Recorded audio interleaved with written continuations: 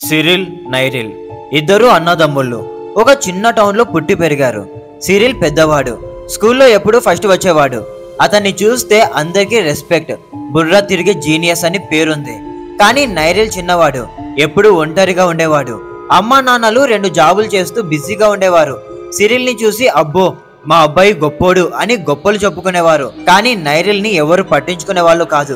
నువ్వెందుకు సిరిల్లా ఉండలేవు అని అమ్మ ఎప్పుడు గద్దించేది. నాన్నైతే నైరిల్ని చూస్తేనే చిరాకు పడేవాడు. నైరిల్ మనసు రోజు రోజుకి గాయమైపోతూ ఉండేది. రాత్రులు గదిలో ఒక్కడే కూర్చొని గోడలు చూసేవాడు. స్కూల్లో ఫ్రెండ్స్ అతన్ని పిచ్చోడు అని ఆట పట్టించేవాళ్ళు. ఒకసారి అమ్మకు చెప్పాడు, కానీ ఆమె నీ వల్లే ఇలా జరుగుతుంది, సరిగా బిహేవ్ చేయి అని తిట్టింది. నైరిల్ కళ్ళల్లో నీళ్లు, కానీ లోపల ఏదో కసి పెరుగుతోంది. సిరిల్ అన్నయ్యగా నైరిల్ని చూసి బాధపడేవాడు. నువ్వు కూడా స్మార్ట్వే, కాస్త ట్రై చేయి అని సలహా ఇచ్చేవాడు. కానీ నైరిల్ మనసు ఇప్పటికీ చీకటి దారిలోకి వెళ్ళిపోతోంది.